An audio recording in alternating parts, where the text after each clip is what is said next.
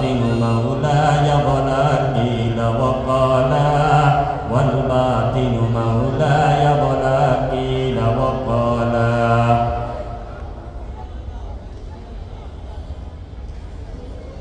ইহদাউল উম্মাহ মদিনাতুল উলুম মাদ্রাসার উদ্যোগে আয়োজিত হাফেজ ছাত্রদেরকে পাগড়ি প্রদান উপলক্ষে বার্ষিক ওয়াজ দোয়া মাহফিলের উপস্থিত আছেন সম্মানিত সভাপতি,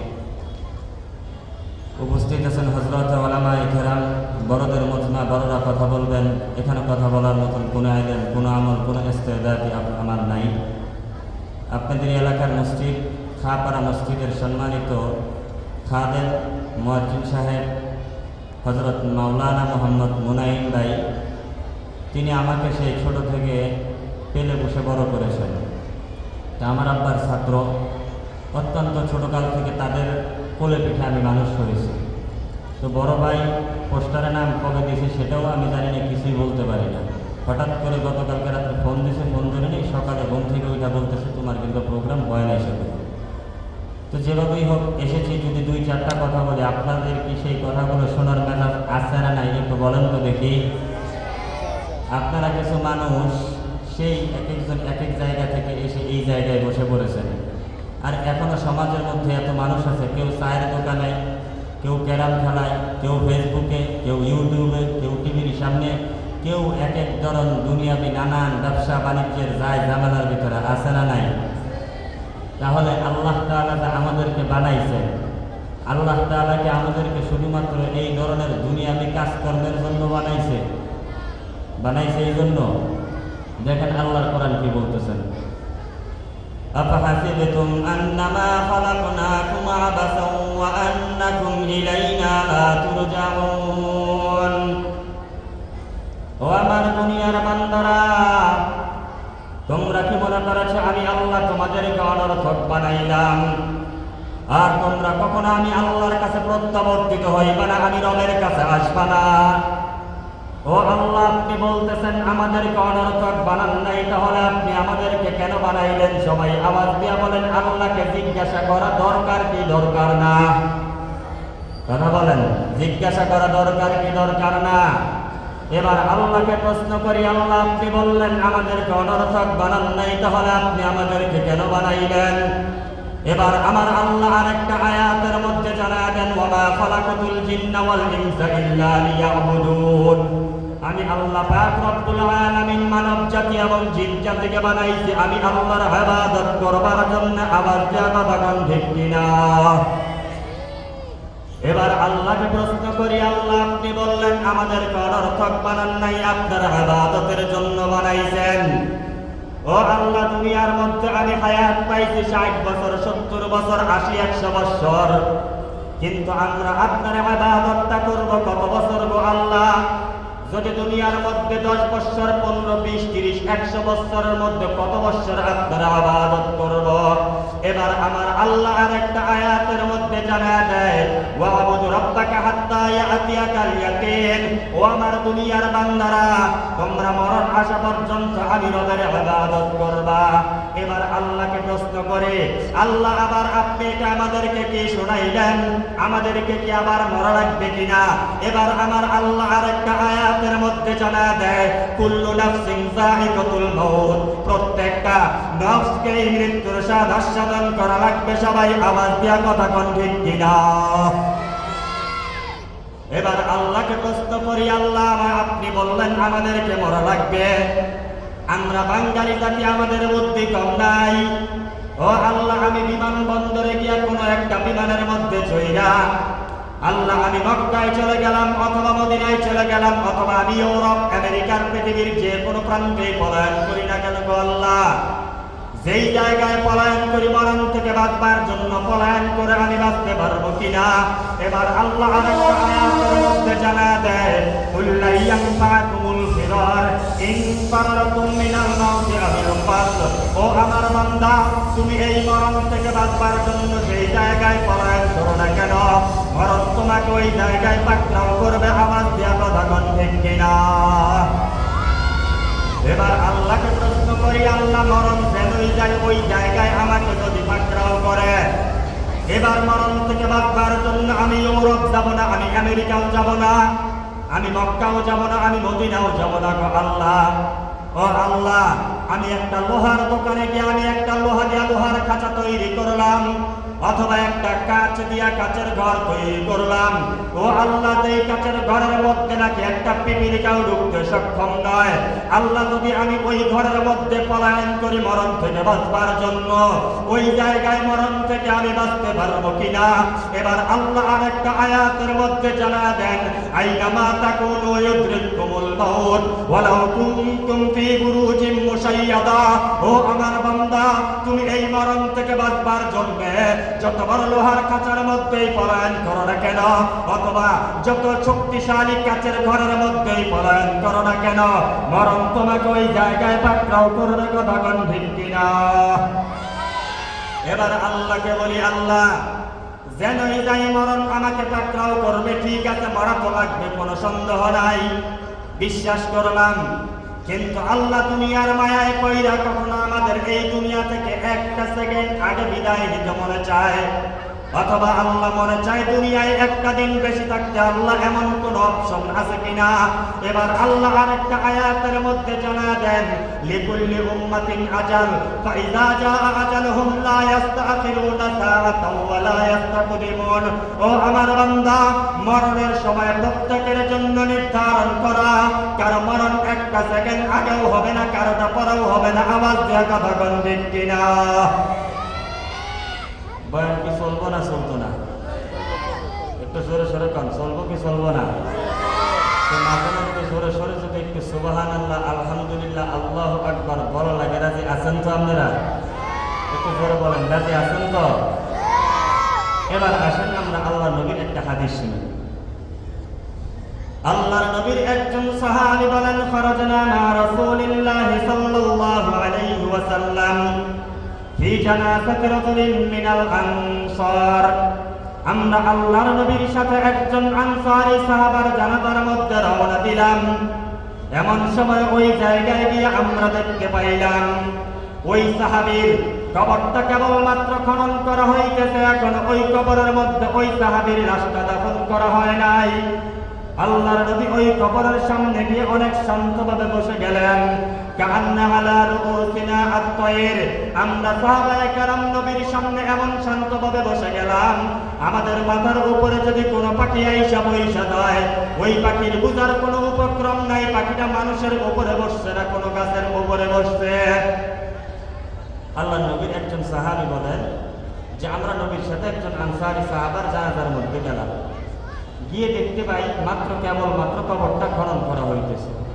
যেমন সহজভাবে বোঝার জন্য বলি, নবী এইরকম জায়গায় বসে গেলেন, সাহাবায়ে কেরাম এই জায়গায় বসলেন নবীর সামনাসামনি, এই জায়গায় কবরটা খনন করা হইতেছে।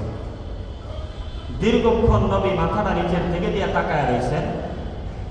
ফি ইয়াদিহি উদ। আল্লাহর নবীর হাতের মধ্যে একটা লাঠি, ইয়ানকুতু বিহি ফিল আরদ। নবী ওই লাঠি দ্বারা জমিনের মধ্যে দীর্ঘক্ষণ আঘাত করতে লাগলেন। আমাদের দিকে নবী তাকান না, কিছু বলেন না। কিছুক্ষণ পর আল্লাহর নবী মাথাটা উঠায় আমাদের দিকে তাকায় বললেন, ও আমার সাহাবায়ে কেরামের দল, ইস্তাঈযু বিল্লাহি মিন আযাবিল কবরি মাররাতাইন আও সালাসা। তোমরা সর্ব অবস্থায় এই কবর আযাব থেকে পানাহ চাইবা। আমি আপনাদের কাছে প্রশ্ন করতে চাই, আমরাও এই কবর আযাব থেকে পানাহ চাই কি চাই না? জোরে বলতে হবে, আমরা পানাহ চাই কি চাই না? আল্লাহর নবী বললেন, এই কথাটা নবী দুইবার অথবা তিনবার বললেন। নবী কেন এই কথাটা দুইবার অথবা তিনবার বললেন? এবার নবী বলতেছেন, ফাইন্নাল আবদাল মুমিনা ইযা কানা ফি ইনকিতাইন মিনাদ দুনিয়া ওয়া ইকবালিন মিনাল আখিরাহ। যখন কোন ঈমানদার বান্দার দুনিয়া থেকে আখিরাতের উদ্দেশ্যে রওনা দেওয়ার সময় হয়, নাযালাত ইলাইহি মালাইকাতুম মিনাস সামা। ওই ঈমানদার বান্দার সামনে আমার আল্লাহর হাজার হাজার ফেরেশতা এসে উপস্থিত হয়ে যায়। প্রত্যেকটা ফেরেশতাদের হাতের মধ্যে থাকে মা হুম কাফনুম মিন আকফালিল জান্নাহ ওয়া হানুতুম মিন হানুতিল জান্নাহ। তাদের হাতের মধ্যে থাকে জান্নাতের সুগন্ধিযুক্ত কাফনের কাপড়, এবং তাদের প্রত্যেকের হাতের মধ্যে থাকে জান্নাতি সুগন্ধিযুক্ত আতর। এমন সময় ওই ঈমানদার ব্যক্তি মারা যাবে অবস্থা, তার মাথার কাছে মালাকুল মউত মৃত্যুর এসে উপস্থিত হয়ে যায়। উপস্থিত হয়ে ওই ব্যক্তিকে ডাক দিয়া বলে, ইয়া আইয়াতুহান নাফসুল হামিদা, হে প্রশংসনীয় আত্মা, উখরুজি, তুমি বের হও, ওই আল্লাহর দিকে বের হও, সেই আল্লাহ তোমার জিন্দেগীর সব গুনাহ খাতাগুলোকে মাফ করে দিয়েছেন। আওয়াজ দিয়া কোন সুবহানাল্লাহ। আর ধরে বলতে হবে সুবহানাল্লাহ। এমন সময় ওই ইমানদার বান্দার আত্মাটা কেমন ভাবে বের করে আনা হয়। মনে করেন একটা পাত্রের মধ্যে আপনি পানি রাখলেন, পাত্রটা উল্টো করার সঙ্গে সঙ্গে সমস্ত পানি পড়ে যায় কি যায় না? সর্বশেষ পুরোটা পাত্র শোষণ করে একটা ফোঁটা পানি বের হয় কি হয় না? সর্বশেষ পানির ফোঁটাটা যেই রকম আস্তে আস্তে বের হয়ে আসে, ওই ইমানদার বান্দার আত্মাটাও ওই রকম আস্তে আস্তে বের করে আনা হয়। আনার পর সামনের ফেরেশতারা বলে, তাড়াতাড়ি আত্মাটা এই কাপড়ের মধ্যে দিয়ে দাও। কাপড়ের মধ্যে দেওয়ার পর সামনের ফেরেশতারা এটার মধ্যে এবার আতর দেয়, গোলাপ দেয়, এবার লাগাইয়া এই আত্মা নিয়ে আসমানের দিকে রওনা দেয়। প্রথম আসমান পর্যন্ত আমার আল্লাহর হাজার হাজার ফেরেশতারা ডাক দিয়া কয়, ও আত্মা বহনকারী ফেরেশতারা, এটার মধ্যে করে তোমরা কার আত্মা কোথায় নিয়ে যাও? আত্মা বহনকারী ফেরেশতারা জবাব দিয়া দেয়, তোমরা বুঝলা কি করে এটার মধ্যে আমরা আত্মা নিয়ে যাই? এমন সময় ফেরেশতারা প্রশ্ন করে, আমাদের বুঝতে বাকি নাই, এটার মধ্যে কোনো না কোনো ইমানদার বান্দার আত্মা, যার কারণে আমার আল্লাহ পাক রব্বুল আলামিন আমাদের প্রত্যেকের নাককে সুরভিত করে দিতে। আওয়াজ দিয়া কোন সুবহানাল্লাহ। এমন সময় প্রথম আসমান পর্যন্ত আমার আল্লাহর হাজার হাজার ফেরেশতারা ওই আত্মাকে সংবর্ধনা জানায়। প্রথম আসমান ভেদ করে যখন দ্বিতীয় আসমান চলে যায়, সমস্ত ফেরেশতারা অভ্যর্থনা জানায়। দ্বিতীয় আসমান, তৃতীয়ভাবে চতুর্থ আসমান ভেদ করে যখন আমার আল্লাহর কাছে চলে যায়, আমার আল্লাহর আজ্ঞা কয়, ও ফেরেশতাদের দল, আমার এই বান্দার আত্মাকার উপরে উঠানোর কোনো প্রয়োজন নাই। উক্তুবু কিতাবা আব্দি ফি ইল্লিয়িন, সাত আসমানের উপরে ইল্লিয়িন নামক একটা সম্মানিত জায়গা আছে। তোমরা এই বান্দার আমলনামাকে এই ইল্লিয়িনের মধ্যে লিপিবদ্ধ করে দাও। বান্দার আমলনামা ইল্লিয়িনের মধ্যে যখন লিপিবদ্ধ হয়ে যায়, এবার আল্লাহর আজ্ঞা কয়, ও ফেরেশতাদের দল, এই বান্দার আত্মাটা এবার তার কবরে, তার দেহের মধ্যে ঢুকায় দাও। যখন তার কবরে তার দেহের মধ্যে ঢুকায় দেওয়া হয়, এমন সময় তার কবরের মধ্যে দুইজন ফেরেশতা এসে যায়। দুইজন ফেরেশতা এসে তাকে প্রশ্ন করে, মার রব্বুকা, তোমার রব কে? ওই ইমানদার বান্দা হাসতে হাসতে জবাব দিয়া দেয়, আমি দুনিয়ার মধ্যে কোনোদিন লাতের পূজাও করি নাই, আমি দুনিয়ার মধ্যে কোনোদিন মানতের পূজাও করি নাই, আমি দুনিয়ার মধ্যে কোনোদিন হবলের পূজাও করি নাই, আমি দুনিয়ার মধ্যে কোনো গায়রুল্লাহর সামনে কোনোদিন মাথা নত করি নাই, আমি দুনিয়ার মানব রচিত তন্ত্র আর মন্ত্রের গোলামিও করি নাই। ও ফেরেশতাদের দল, আমার রব দুনিয়ার কোনো গায়রুল্লাহ নয়। আমি আপনাদের কাছে প্রশ্ন করতে চাই, আকাশটাকে প্রকম্পিত করে দিয়ে, জমিনটাকে প্রকম্পিত করে দিয়ে, নিজের বুকটাকে উজাড় করে দিয়ে চিৎকার দিয়ে বলতে হবে, আমাদের রবকে। আরো জোরে বলতে হবে, আমাদের রবকে। আরো জোরে বলতে হবে, আমাদের রবকে। अल्लाह अल्लाह क्या मजा मुर्शिदी की नई नाम है, दोनों आलम की हकीकत एक पैमाना है, शमअ में हिम्मत कहा जो एक परवाना है, लुत्फ जीने में नहीं जल जल के मर जाने में है। ओ दुनियार मुसलमान ईमानदार, ওই ईमानदार बंदा हंसते हंसते जवाब दिया दे, रब्बी अल्लाह, আমার রব দুনিয়ার কোনো গায়রুল্লাহ নয়, আমার রব দুনিয়ার কোনো লাত নয়, আমার রব দুনিয়ার কোনো মানত নয়, আমার রব হলো স্বয়ং আল্লাহ। এবার তাকে প্রশ্ন করা হয়, ওয়ামা দীনুকা, তোমার দিন কি? ওই ইমানদার বান্দা হাসতে হাসতে জবাব দিয়া দেয়, দীনিয়াল ইসলাম। এবার তাকে প্রশ্ন করা হয়, ওমান হাযার রাজুলুল্লাযী বুইসা ফীকুম, এই যে দুনিয়ার মধ্যে একজন মানুষকে প্রেরণ করা হয়েছিল, এই মানুষটাকে তুমি চিনো কিনা? ওই ইমানদার বান্দা হাসতে হাসতে জবাব দিয়া দেয়, হাযা নবিয়ুনা মুহাম্মাদুন সাল্লাল্লাহু আলাইহি ওয়াসাল্লাম। চিৎকার দিয়া সবাই কোন সুবহানাল্লাহ। আর ধরে বলতে হবে সুবহানাল্লাহ। তিন প্রশ্নের যখন নাকি সঠিক জবাব জবাব দিয়া দেয়। ফেরেশতারা প্রশ্ন করে 3 প্রশ্নের জবাব তুমি কোথায় পাইছো? এত সুন্দর জবাব তুমি কোথায় শিখে এসেছো? ওই ইমানদার বান্দা জবাব দিয়া দেয়, করাতু কিতাব আল্লাহ, আমি দুনিয়ার মধ্যে আল্লাহর কালাম পড়েছিলাম।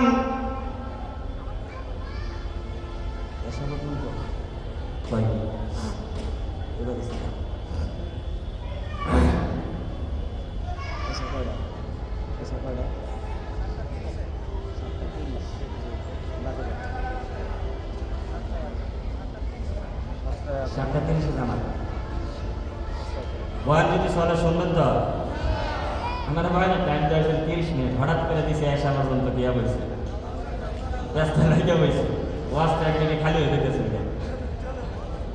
যাক, আপনারা যদি শোনার ইচ্ছা থাকে ইনশাল্লাহ আল্লাহ তাআলা জবান দিয়ে হয়তো কিছু কথা বের করে দেবে, আপনারা দোয়া করবেন আমি। এবার ওই ফেরেশতারা প্রশ্ন করে, এই 3 প্রশ্নের জবাব তুমি কোথায় পাইছো? ওই ইমানদার বান্দা জবাব দিয়া দেয়, করাতু কিতাব আল্লাহ, আমি দুনিয়ার মধ্যে কোনোদিন গীতাও পড়ি নাই, আমি দুনিয়ার মধ্যে কোনোদিন বাইবেল পড়ি নাই, আমি দুনিয়ার কোনো তন্ত্র আর মন্ত্রের গোলামি করি নাই, আমি সর্ব অবস্থায় আমার রবের কালাম পড়েছিলাম।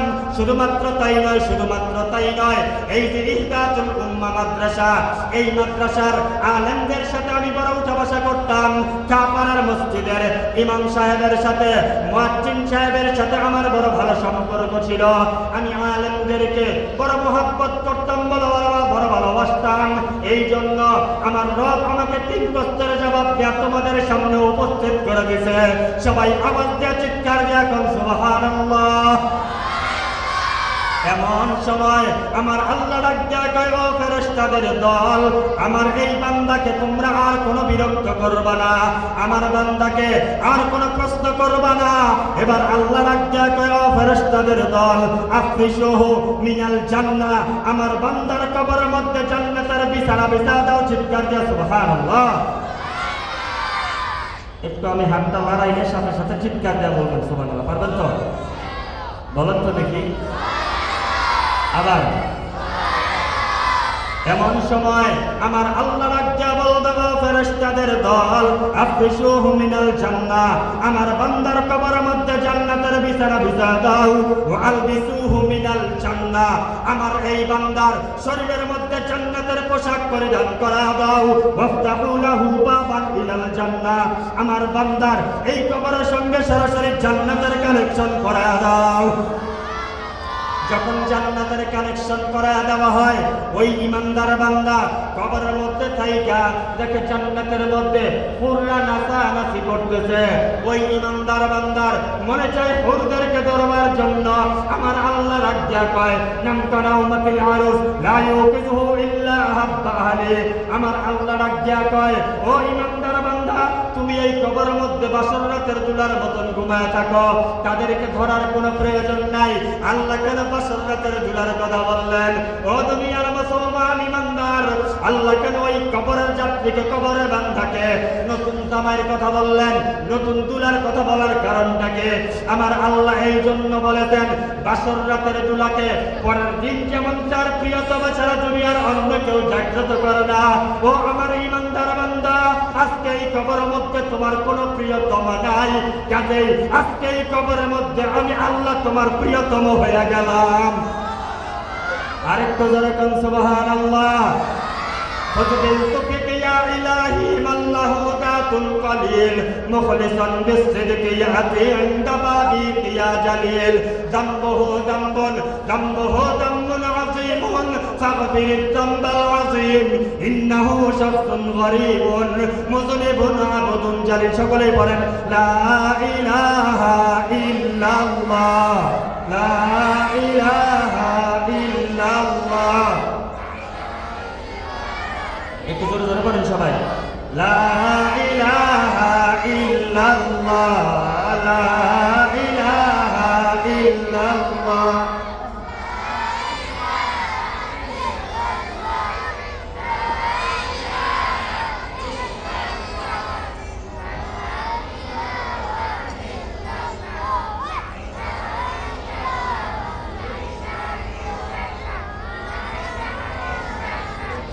লা ইলাহা ইল্লাল্লাহ ইল্লাল্লাহ লা ইলাহা ইল্লাল্লাহ লা ইলাহা ইল্লাল্লাহ মুহাম্মাদুর রাসূলুল্লাহ।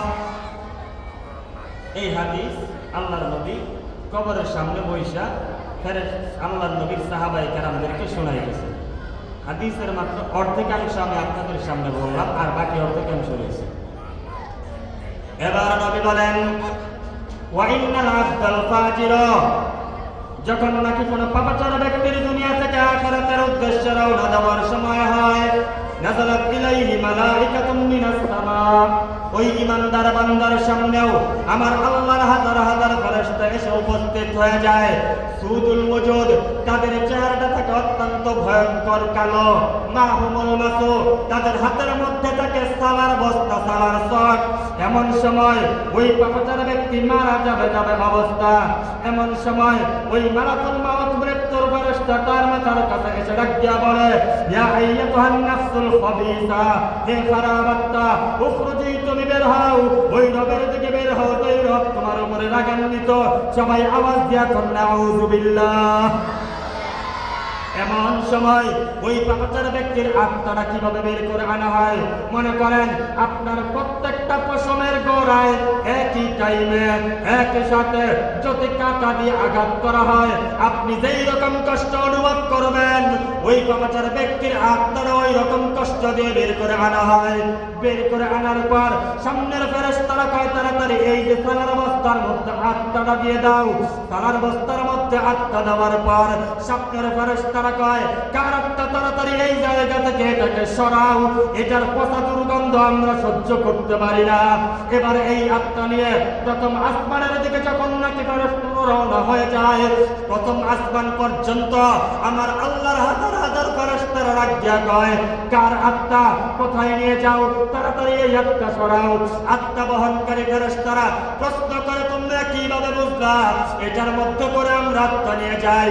ওই ফেরেশতারা জবাব দিয়া দেয়, আল্লাহ তাআলা এই আত্মা থেকে এত পচা গন্ধ দুর্গন্ধ বের করে দিয়েছেন, এটার দ্বারা আমাদের বুঝতে আর বাকি নাই এটা কোনো বেনামাজির আত্মা, বুঝতে বাকি নাই এটা কোনো সুদখোরের আত্মা, বুঝতে বাকি নাই এটা কোনো নাফরমানের আত্মা। এবার যখন নাকি প্রথম আসমান পর্যন্ত যাওয়ার সঙ্গে সঙ্গে আমার আল্লাহ রাজ্ঞা কয়, ও ফেরেশতাদের দল, আমার এই পাপাচার বান্দার আত্মাকে আর উপরে উঠানোর কোনো প্রয়োজন নাই। সাত জমিনের নিচে সিজ্জিন নামক একটা জেলখানা আছে, ওই সিজ্জিন নামক জেলখানার মধ্যে আমার এই পাপাচার বান্দার আমল নামাকে লিপিবদ্ধ করে দাও। বান্দার আমল নামা সিজ্জিন নামক জেলখানার মধ্যে যখন নাকি লিপিবদ্ধ হয়ে যায়, এবার আমার আল্লাহ রাজ্ঞা কয়, ও ফেরেশতাদের দল, এবার তার আত্মা তার কবরের মধ্যে, তার দেহের মধ্যে ঢুকায় দাও। যখন তার কবরে তার দেহের মধ্যে ঢুকায় দেওয়া হয়, দুইজন ফেরেশতা আসে, ফায়ুকাইদানি ওয়া ফি রিওয়ায়াতিন ফাইজলিতানি, ওই ব্যক্তিকে বসায়। বসানোর পর প্রশ্ন করে, আমার রব্বুকা, তোমার রবকে? ওই ব্যক্তি জবাব দেয়, লা আদরি, প্রশ্নের জবাব আমার জানা নাই। 2 নাম্বার প্রশ্ন করে, ওমা দীনুকা, তোমার দিন কি? ওই ব্যক্তি জবাব দেয়, লা আদরি, এই প্রশ্নের জবাব আমার জানা নাই। এবার তাকে 3 নাম্বার প্রশ্ন করে, ওমান হাযার রাজুলুল্লাযী বুইসা ফীকুম, এই যে দুনিয়ার মধ্যে একজন মানুষকে প্রেরণ করা হয়েছিল, এই মানুষটাকে তুমি চেনো কিনা? ওই ঈমান, ওই পাপাচার ব্যক্তি জবাব দেয়, লা আদরি, এই ব্যক্তিকেও আমি চিনি না, প্রশ্নের জবাব আমার জানা নাই। ও দুনিয়ার মুসলমান ইমানদার, এমন সময় ফেরেশতারা প্রশ্ন করে, আলাম ইয়াতিকুম নাযির, এই যে কবরের মধ্যে আসতে হবে, 3টা প্রশ্নের জবাব দিতে হবে, এই দাওয়াত কি তুমি দুনিয়ার মধ্যে পাও নাই? ওই ব্যক্তি বলবে, না, আমি দাওয়াত পাই নাই। আবার কোন বর্ণনায় পাওয়া যায়, দাওয়াত পাইছি, আমি দাওয়াত গ্রহণ করি নাই। ও দুনিয়ার মুসলমান ইমানদার, এমন সময় আমার আল্লাহ ফেরেশতাদেরকে ডাক দেয়া কয়, ও ফেরেশতাদের দল, আমার এই পাপাচার বান্দাকে আর কোনো কিছু জিজ্ঞাসা করার দরকার নাই। তোমরা একটা কাজ করো, আপনি সুহু মিনান নার, আমার এই বান্দার কবরের মধ্যে জাহান্নামের বিছানা বিছায়া দাও। ওয়ালবিসুহু মিনান নার, আমার এই বান্দার শরীরের মধ্যে জাহান্নামের পোশাক পরিধান করা দাও। ওয়াফতাহু লাহু বাবান ইলান নার, আমার এই বান্দার কবরের সঙ্গে সরাসরি জাহান্নামের কানেকশন করা দাও।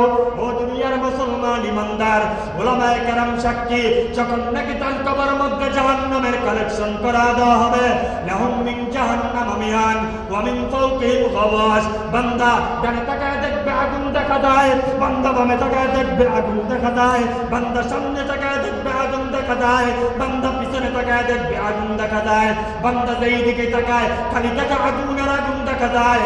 এমন সময় ওই ব্যক্তি কবরের মধ্যে চিৎকার দেবে, আমার আল্লাহ ডাক দিয়া বলবে, ওই ফেরেশতাদের দল, আমার এই পাপাচারে বান্দা যাতে চিৎকার করতে না পারে তাকে আগুনের কম্বল দিয়া পেঁচা দাও। ও দুনিয়ার মুসলমান ইমানদার, এই জন্য নবী কবরের সামনে বসে আমাদেরকে কবর থেকে পানাহ চাইতে বললেন। ও দুনিয়ার মুসলমান ইমানদার, নবীজি আমাদেরকে কেন এই কথা বললেন, পানাহ চাওয়ার কথা? কবর প্রতিদিন আমাকে, আপনাকে, আমাদেরকে সকলকে প্রতিদিন বলে। ও দুনিয়ার মানুষ, আমার কাছে আসবার আগে চিন্তা ভাবনা করে আসবা। এক নাম্বার, আনা বাইতুল গুরবা, আমি কিন্তু অপরিচিত ঘর, আমার কাছে আসলে কিন্তু তুমি দুনিয়ার কাউকে পাইবা না। দুই নাম্বার খবর আমাদেরকে বলে, আনা বাইতুল ওয়াহদা, আমি কিন্তু একাকিত্বের ঘর, আমার কাছে আসলে কিন্তু দুনিয়ার বন্ধু পাইবা না, দুনিয়ার বান্ধবীও পাইবা না, ছেলে সন্তান পাইবা না, স্ত্রী বিবি বাল বাচ্চা কাউকেও পাইবা না। ও দুনিয়ার মুসলমান ইমানদার, খুব সতর্কভাবে আমার কবরের মধ্যে আসতে হবে।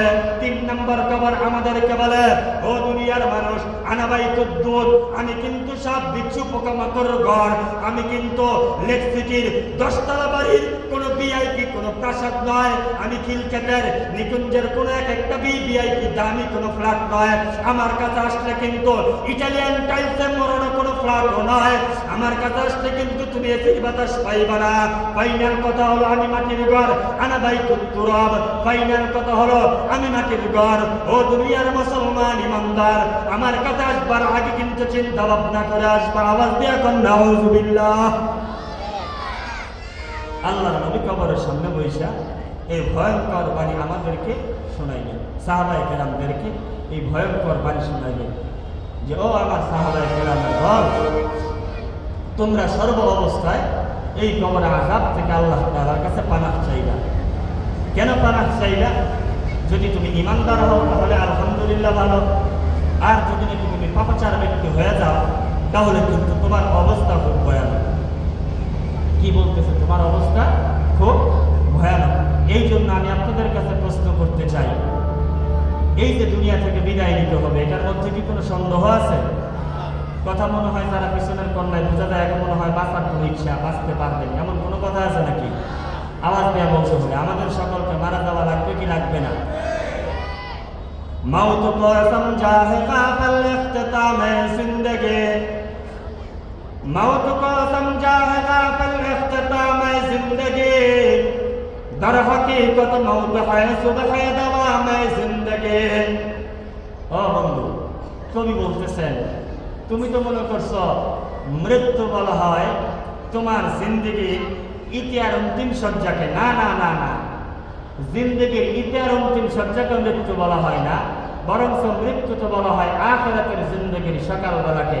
নদীর এপার থেকে ওপারে যেতে একটা যেমন নৌকার প্রয়োজন, বাহনের প্রয়োজন, নদীর এপার থেকে ওই পারে যাওয়ার জন্য যেমন একটা ব্রিজের প্রয়োজন, তুমি যে দুনিয়ার জিন্দেগি থেকে আখিরাতের জিন্দেগিতে পদার্পণ করবা, যাইবা, এটার যে বাহন, এই বাহনের নাম হলো মৃত্যু। কথা কোন ঠিক কিনা? আমাদের অবস্থা এমন যে আমরা এই দুনিয়া থেকে বিদায় নেব না। কথা কোন ঠিক কিনা?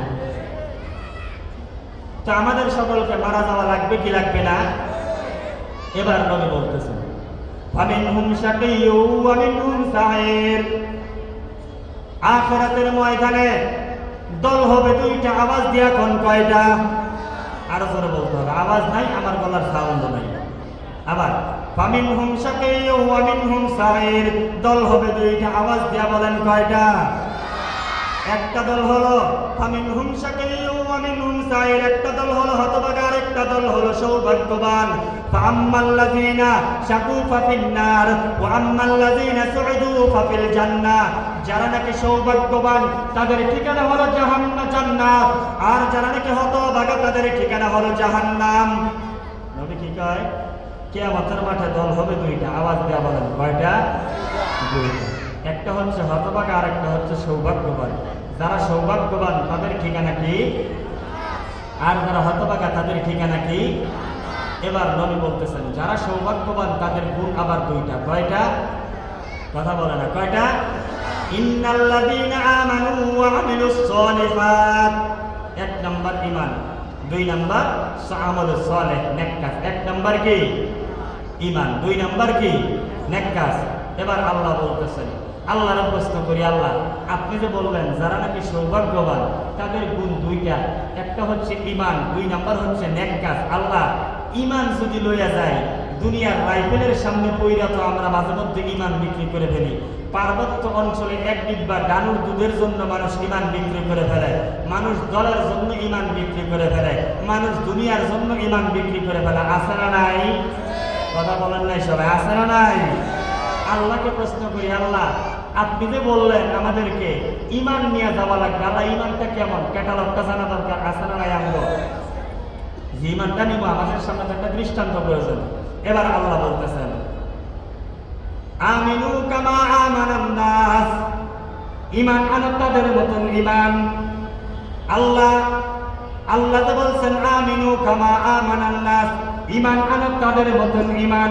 এই কাদেরকে দ্বারা আমার আল্লাহ কাদেরকে বুঝাইলেন? আমাদের জানা দরকার কি দরকার না?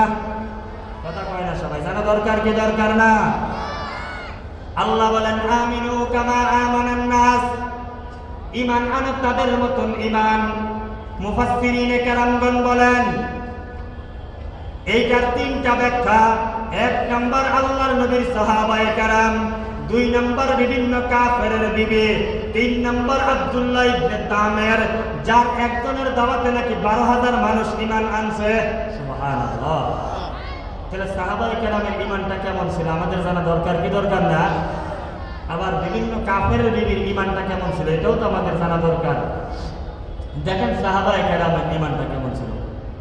আল্লাহর নবীর একজন সাহাবী হযরত আম্মার রাদিয়াল্লাহু তাআলা আনহু, এই আম্মারের মায়ের নাম সুমাইয়া রাদিয়াল্লাহু তাআলা আনহা। আম্মার ঈমান আনছে, সুমাইয়াও ঈমান আনছে। আনার পর দুইজন একটা রাস্তা দিয়ে হাইটা যায়। রাস্তায় বদমাশ আবু জাহেলের সঙ্গে দেখা। আবু জাহেল সঙ্গে ডাক দিয়া কয়, ও সুমাইয়া তুমি ঈমান আনছো নাকি? ও আম্মার তোমরা নাকি ঈমান আনছো? সুমাইয়া ডাক দিয়া বলে, হ্যাঁ হ্যাঁ হ্যাঁ আমিও ঈমান আনছি, আমার সন্তান ঈমান আনছে। আওয়াজ দিয়া কোন সুবহানাল্লাহ। এই কথা বলার পর আবু জাহেল ডাক দিয়া কয়, ঈমান ছাড়বা কিনা বলো। এমন সময় ওই পজিশন থেকে সুমাইয়া ডাক দিয়া কয়, এমন এক আল্লাহর উপরে ঈমান আনছি যা হবার হবে, কশ্চিন কালেও আমরা ঈমান ছাড়ব না। আওয়াজ দিয়া কোন সুবহানাল্লাহ। এমন সময় বদমাশ আবু জাহেল একটা বদমাশকে ডাক দিয়া কয়, দুইটা খুঁটি আনো। দুইটা খুঁটি আনার পর একটা খুঁটির মধ্যে সুমাইয়াকে বাঁধছে, আর একটা খুঁটির মধ্যে আম্মারকে বাঁধছে। এবার আবু জাহেল আম্মারকে ডাক দিয়া কয়, ও আম্মার ঈমান ছাড়বা কিনা বলো। ওই পজিশন থেকে সুমাইয়া ডাক দিয়া কয়, ও সন্তান যা হবার হবে, তুমি কিন্তু কশ্চিন কালেও ঈমান ছাড়বা না। এমন সময় বদমাশ আবু জাহেল আম্মারকে ডাক দিয়া কয়, ও আম্মার যদি নাকি তুমি আজকে ঈমান না ছাড়ো তাহলে কিন্তু তোমার সামনে তোমার মায়ের কাপড়টা ছিঁড়ে উলঙ্গ করে ফেলবো। আওয়াজ দিয়া কোন নাউযুবিল্লাহ। ওই পজিশন থেকে সুমাইয়া ডাক দিয়া কয়, ও আম্মার আমার যা হবার হবে, তুমি কিন্তু কোনো বেঈমানের কথায় ঈমান ছাড়বা না। এমন সময় আবু জাহেল আম্মা সুমাইয়ার কাছে যাইয়া সুমাইয়ার কাপড়টা দইরা টান্দা ছিঁড়া উলঙ্গ করে ফেলছে। আওয়াজ দিয়া কোন নাউযুবিল্লাহ। যখন নাকি কাপড়টা ছিঁড়ে উলঙ্গ করে ফেলছে, সুমাইয়া জমিনের মধ্যে পড়ে গেছে। ওই পজিশন থেকে আম্মার মাথাটা নিচের দিকে তাকায় রয়েছে। আবু জাহেল বদমাশ একটার ডাক দিয়া কয়, আম্মার মাথাটা উঁচা কইরা ধর, যাতে আম্মার তার মায়ের উলঙ্গ দৃশ্য দেখতে পারে। এমন সময় আম্মার মাথাটা নিচের দিকে দিয়ে তাকায় বলতেছে, আহারে, আজকে যদি জমিনটা ফেটে যাইতো, এই জমিনের মধ্যে, জমিনের তলে আমার চলে যাওয়া ভালো ছিল। তারপরেও তো আমার মায়ের এই উলঙ্গ দৃশ্য আমার দেখা লাগতো না। ও দুনিয়ার মুসলমান ইমানদার, ওই পজিশন থেকে আম্মারকে ডাক দিয়া কয়, ও আম্মার, ইমান সারবা কিনা বলো। ওই পজিশন থেকে সুমাইয়া ডাক দিয়া কয়, ও আম্মার, যা হবার হবে, তুমি কিন্তু ইমান সারবা না।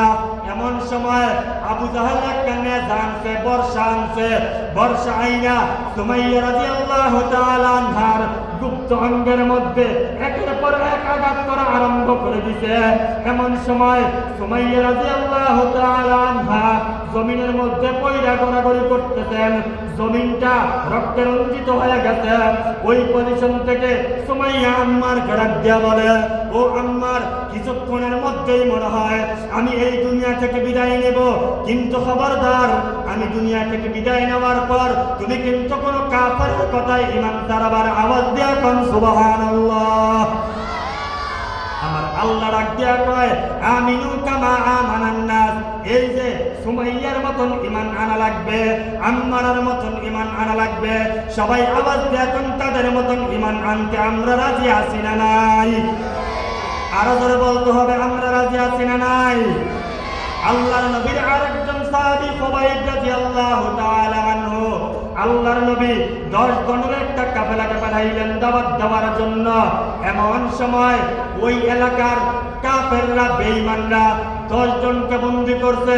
10 জনকে বন্দী করার সঙ্গে সঙ্গে ওই জায়গায় 7 জনকে হত্যা করে ফেলছে, আর রয়েছে 3 জন। এমন সময় ওই 3 জনকেও হত্যা করে ফেলা হয়। 3 জনকে হত্যা করার পর আর রয়েছে একজন, হযরত খুবাইব রাদিয়াল্লাহু তাআলা আনহু। খুবাইবকে আর তারা হত্যা করে নাই, হত্যা না কইরা মক্কার কাফেরদের কাছে বিক্রি করে দিছে। যখন নাকি মক্কার কাফেরদের কাছে বিক্রি করে দেওয়ার পর মক্কার কাফেররা আর খুবাইবকে হত্যা করে না, একটা ঘরের মধ্যে বন্দী কইরা রাখছে। ওই ঘরের মধ্যে বন্দী করে রাখার পর ওই ঘরের মধ্যে খাবারও দেয় না, পানিও দেয় না, কোনো কিছু দেয় না। কিছুদিন পরে ওই ঘর থেকে খুবাইবকে বের করছে। ঘর থেকে বের করে আনার পর খুবাইবকে ডাক দিয়া বলতেছেন, যখন নাকি ঘর থেকে বের করে আনছে, ও দুনিয়ার মুসলমান ইমানদার, আমি আপনাদের কাছে প্রশ্ন করতে চাই, কোরবানির ঈদের আগে আমাদের এলাকায় গরু নিয়ে কিনা, গরু নিয়ে এলাকার মধ্যে আসে কি আসে না? কথা বুঝেন নেই সবাই? গরু হাট থেকে কিনা এলাকায় আসে কি আসে না? তো যখন গরু কিনা মানুষ এলাকায় আসে, এই সময় গরুর ডাইনে বামে সামনে পিছনে 8-10 জনের একটা জামাত থাকে কি থাকে না? এই 8-10 জন খুব হাসি তামাশা করতে করতে গরুটাকে নিয়ে মহল্লায় ঢুকে। ঢুকে কি ঢুকে না? কথা বোঝেন নাই সবাই? ঢুকে কি ঢুকে না? এইরকম মহল্লায় ঢুকতেছে মক্কার কাফেররা। এমন সময়, আসসালামু আলাইকুম, হুজুর আইসা করছে। হুজুরের সামনে কথা বলাটা আমার কাছে বেয়াদবের মতন। সেই ছোটবেলায় হুজুরের কোলে পিঠে আমি মানুষ হয়েছি। তো যাই হোক, হুজুর শেষ করতে বলছে, ঘটনাটা আমি শেষ করে বিদায় নিচ্ছি। হুজুর একটা তো যাই হোক, বলতেছিলাম যে এই কথা, তো এলাকার মধ্যে যখন নাকি আনছে মক্কার ওই সময় যারা আপনার, তারা যখন নাকি খুবাইব রাদিয়াল্লাহু তাআলা আনহুকে আপনার এই গলার মধ্যে শেকল পরায়া, হাতের মধ্যে শেকল পরায়া রাস্তা দিয়ে নিয়ে হাইটা যায়, আর মক্কার এই ছোট ছোট বাচ্চাদেরকে, বুড়া বুড়িদেরকে ওই কাফেররা ডাক দিয়া বলতেছে, ও মক্কার ছোট ছোট শিশুরা, ও মক্কার বুড়া বুড়িরা, ও মক্কার নারীরা, কোথায় আসো? আসো, আজকে তোমাদেরকে একটা বড় মজার জিনিস দেখানো হবে। কি মজার জিনিস? একজন মুসলমানকে কিভাবে হত্যা করা হয় এই দৃশ্য দেখানো হবে। এমন সময় যখন নাকি তারা ঘর থেকে বের হয়, মিনিমাম অনেকজন মানুষের একটা জামাত খুবাইব রাদিয়াল্লাহু তাআলা আনহুকে নিয়ে যায়। নিয়ে যাওয়ার পর এইরকম একটা স্টেজের মধ্যে খুবাইবকে উঠায়। উঠানোর পর একজন এই কাফের প্রশ্ন করে, ও খোবাইব, মারা যাওয়ার আগে তোমার কি কোনো শেষ ইচ্ছা আছে কিনা? এমন সময় খোবাইব প্রশ্ন করে, আমি আল্লাহর রাস্তায় 2 রাকাত নামাজ পড়তে চাই। খোবাইব 2 রাকাত নামাজ আদায় করলেন। নামাজের মধ্যে দাঁড়ানোর পর বড় মজা পাইতেছিলেন। তৎক্ষণাৎ তার মনে এসে গেছে, হায়রে, আমি যদি নামাজের মধ্যে আজকে দেরি করি, বিলম্ব করি, তাহলে তো মক্কার কাফেররা বাবা বলি করা লাগবে। মুসলমানরা মনে হয় মরণকে ভয় পায়, এই জন্য নামাজ বিলম্ব করে দেরি করে পড়তেছে। তাড়াতাড়ি আমার নামাজ শেষ করে দিতে হবে। খোবাইব রাদিয়াল্লাহু তাআলা আনহু নামাজ শেষ করে দিলেন। এমন সময় একটা কাফের প্রশ্ন করলো, ও খোবাইব, তোমরা তো নামাজ আরেকটু ধীরে পড়ো, কিন্তু এত তাড়াহুড়ো করার কারণ কি? প্রশ্ন খোবাইব রাদিয়াল্লাহু তাআলা আনহু বললেন যে আমি নামাজের মধ্যে মজা পাইতেছিলাম, কোনো সন্দেহ নাই। নামাজের মধ্যে আমি আমার রবের সাথে কথা বলতেছিলাম, কোনো সন্দেহ নাই। কিন্তু আমি যদি দেরি করে নামাজ পড়ি, বিলম্ব করে নামাজ পড়ি, তাহলে তোমরা মক্কার কাফেররা বলবা মুসলমানরা মরণকে বড় ভয় পায়, এই জন্য আমি নামাজটা তাড়াতাড়ি শেষ করেছি। তোমরা আমি মারা যাওয়ার আগে ইসলামকে নিয়ে উপহাস করবা, আমি মারা যাওয়ার আগে ইসলামকে নিয়ে চিৎকারি করবা, আমি মারা যাওয়ার আগে ইসলামকে নিয়ে তোমরা হাসি ঠাট্টার বিদ্রুপ করবা। আমি সবাই জিন্দা থাকতে তার বিন্দু পরিমাণ সময়ের জন্য বরদাস্ত করব না। আওয়াজ দেওয়া কথা কোন ঠিক কিনা? শুধুমাত্র তাই নয়, এমন সময় মক্কা খোবাইব রাদিয়াল্লাহু তাআলা আনহুকে মক্কার কাফেররা পেরেক আইনা এইরকম একটা কাঠের মধ্যে দিছে। কাঠটা একটা দিছে এইভাবে, একটা দিছে এইভাবে। ডান হাতে পেরেক দিয়ে বসায় দিছে, বাম হাতে পেরেক দিয়ে বসায় দিছে। ডান পায়ের মধ্যে বাম পায়ের মধ্যে পেরেক দিয়ে বসায় দিছে। খোবাইব রাদিয়াল্লাহু তাআলা আনহু এইভাবে মাথাটা নিচের দিকে দিয়ে মানে বেহুশ অবস্থায় পড়ে রয়েছে। এমন সময় মক্কার কাফেররা বলল, শুধুমাত্র খোবাইব কাজকে এতটুকু শাস্তি দিলে আমাদের মন ক্ষান্ত হবে না, আমরা মনের মধ্যে তৃপ্তি পাবো না। একটা কাজ করো, মক্কার খেজুর গাছ থেকে কাটা নিয়ে আসো। মক্কার আমাদের মা চাচিরা যেই সুই দিয়া কাটা ছিলায়, এই সুইগুলো আনো, আইনা শক্তি খোবাইবের শরীরের মধ্যে বসায় দাও। প্রত্যেকটা কাটা, প্রত্যেকটা সুই খোবাইবের শরীরের মধ্যে বসায় দিতে। এমন সময় একটা কাফের ডাক দেয়া কয়, ও খোবাইব, শুধুমাত্র তুমি একটা কথা বলবা, আজকে এই জায়গায় তোমার বিনিময়ে যদি তোমার নবী থাকতো, তুমি শুধুমাত্র সহমত থাকতা, শুধু এই কথা বলবা, বিনিময় তোমার নবীকে তোমার জায়গায় হত্যা করা হবে না, বিনিময় তোমার নবীকে কিছুই করা হবে না, শুধুমাত্র তুমি এতটুকু কথা বলো, তাহলে তোমাকে আজকে আমরা এই শাস্তি থেকে মুক্তি দিয়ে দেব। খোবাইব রাদিয়াল্লাহু তাআলা আনহু ওই অবস্থায় ডাক দিয়া বললেন, ও মক্কার কাফেরের দল, ও মক্কার বেঈমানের দল, আমি মারা যাওয়ার আগে আমার নবীর শরীরের উপরে কাটা বিদ্ধ দূরের কথা, একটা আমার নবীর শরীরের মধ্যে একটা ফুলের টোকা পড়বে। আমি খোবাইব হাসতে হাসতে জীবন দিতে প্রস্তুত আছি, কিন্তু আমার নবীর শরীরের মধ্যে একটা ফুলের টোকা পড়তে প্রস্তুত নয়। আওয়াজ দেওয়া কথা কোন ঠিক কিনা? আমি আপনাদের কাছে প্রশ্ন করতে চাই, এই বক্তব্য কি শুধুমাত্র খোবাইবের বক্তব্য, না আমাদের বাংলাদেশের 18 কোটি মুসলমানের বক্তব্য? আওয়াজ দেওয়া কথা কোন? একটু জোরে কথা বলতে হবে। এই বক্তব্য এটা কি শুধুমাত্র খোবাইবের বক্তব্য, না আমাদের মুসলমানদের বক্তব্য? আমরা স্পষ্ট ভাষায় বলতে চাই, প্রতিটা মাহফিলের মধ্যে, প্রতিটা ময়দানের মধ্যে, প্রতিটা মিম্বরের মধ্যে, প্রতিটা প্যান্ডেলের মধ্যে, প্রতিটা দ্বীনি কার্যক্রমের মধ্যে আমরা স্পষ্ট ভাষায় আমরা দাবি উত্থাপন করেছি, আমার নবীর বিরুদ্ধে যদি কেউ কথা বলে, আমার নবীর ইজ্জতের উপরে কোন নাস্তিক, কোন বেঈমান যদি আঘাত করে, সেই বেঈমানকে জাতীয় পুঁতে ফেলতে হবে। আওয়াজ দেওয়া কথা কোন ঠিক কিনা? সম্মানিত উপস্থিতি, যেই কথাগুলো বললাম সেই কথাগুলোর উপরে আমাদেরকে আল্লাহ তাআলা আমল করার তৌফিক দান করুন। সকলেই বলি আমিন। ওয়া আখিরু দাওয়ানা আলহামদুলিল্লাহি রাব্বিল আলামিন। আসসালামু আলাইকুম ওয়া রাহমাতুল্লাহি ওয়া বারাকাতুহু।